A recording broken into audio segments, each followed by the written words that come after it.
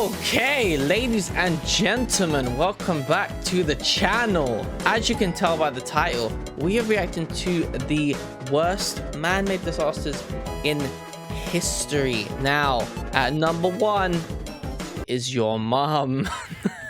Let's get straight into the video. 5 worst man-made disasters. Let's go. There are a lot of things that happen on this planet that are simply out of our control. Let's have a think. As we might to dominate everything around us. What we think at the end of the day could be at number 1. Constantly at the mercy of natural disasters. Reckon but not all number 1 disasters has to be are the fault of nature. Chernobyl, in fact, right? Some of the That's most literally devastating been going disasters on for, are simply is the it fault 100 of years? human error and negligence. I could be wrong. Had a little more care been taken, I don't know. Many of these catastrophes it's definitely one of the worst ones. They've had to evacuate to chemical factories, the whole sea, and places around it are still man-made disasters suffering from it now. It's actually kind of crazy. So, number 5, what do we think? The Deepwater Horizon was a decade-old semi-submersible drilling rig that was stationed in the Gulf of Mexico. The purpose of this structure was to drill an exploratory well over 18,000 feet below sea level. It was a fairly standard operation that was running successfully for many years. However, everything took a turn for the worst on April 20th, 2010. At 9:45 p.m. Central Time, a burst of water erupted from the marine riser and onto the rig. This was followed by a combination of mud, water, and worst of all, methane gas. It wasn't long after this that the methane gas caught fire and exploded. During all of this, 126 crew members were on board.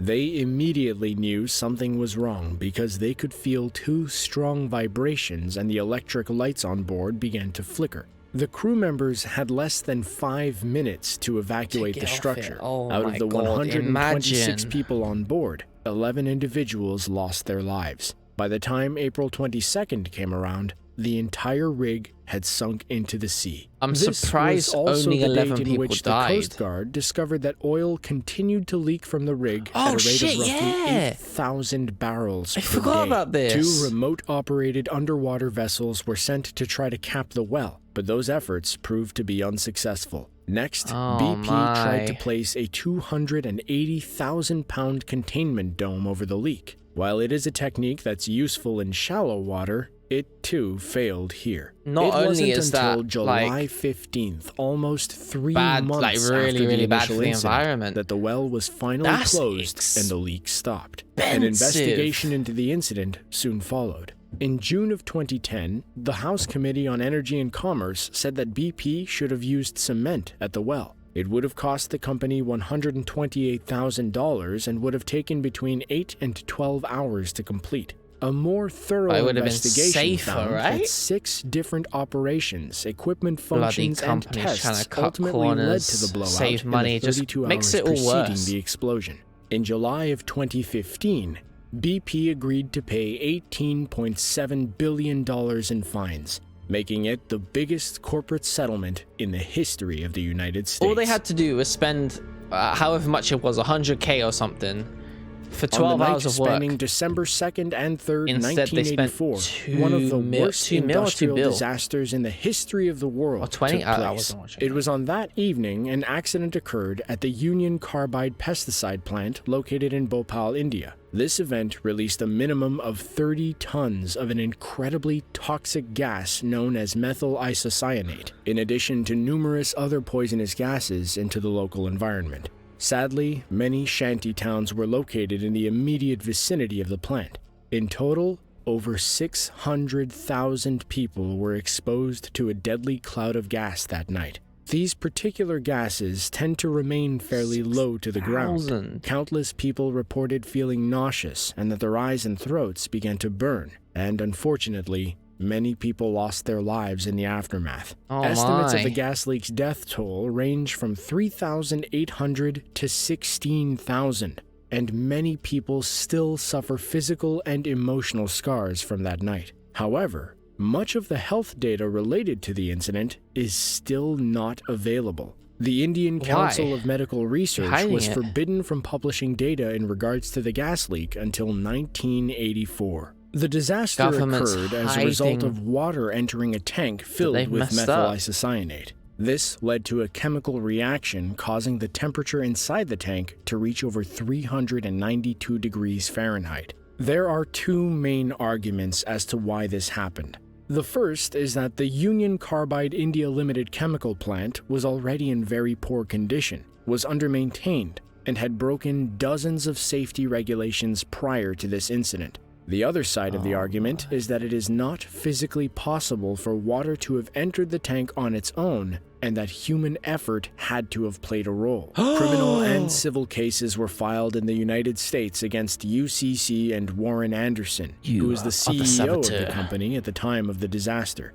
However, these cases were repeatedly redirected and dismissed to Indian courts several times from 1986 to 2012. As of 2018, efforts to clean up the area remain stagnant. Still? Oh my! Chemical plant explosions happen all over the world, like this one that occurred at a Texas chemical plant back in 2013. Texas, but one of, if not the worst to ever happen, was the Jilin chemical plant explosion.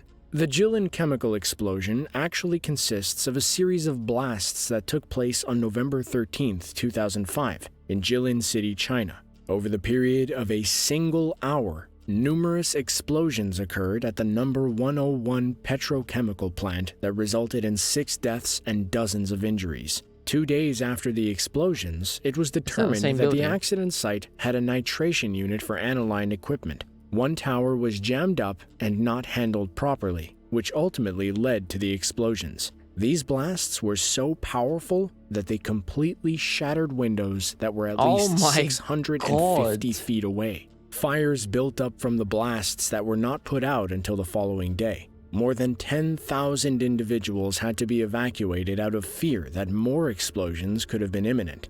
While initial reports thought that the explosion could have occurred as a result of terrorism, the company stated that it was a result of a chemical blockage that had not been fixed. The fallout from the explosions lasted more than just that day. It significantly polluted the nearby Songhua River. An estimated 100 tons of pollutants, including nitrobenzene and benzene, entered the river. Exposure to benzene has been linked with leukemia and reduced red blood cell counts. The contaminants gradually flowed into the Strait of Tartary and then eventually into the Sea of Japan. The effects of the explosion also made their way to Russia. On December 16th of that year, the toxic slick that had entered the water arrived in the city of Khabarovsk.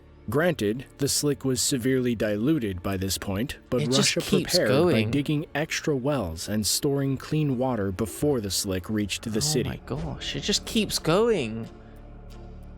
Mein God, man. The Great Smog of 1952 refers to a significant air pollution event that overtook the city of London in early December of 1952. It was marked by a period of unusually cold weather, including windless and anti-cyclone conditions. However, those factors didn't create the event all their own, or else this entry wouldn't make it on the list of man-made disasters. Much of the smog was due to collected airborne pollutants, mostly due to the city's heavy reliance on coal. While there had been smog events in the past, nothing was on the same scale as this. It resulted in a huge disruption by limiting people's visibility. The smog even made its way into indoor areas. Government reports that were made in the weeks that followed found that nearly 4,000 people died as a result of the smog, while an additional 100,000 people suffered illnesses. It was the worst smog event in the country's history. So much so that it led to many changes in regulations and practices.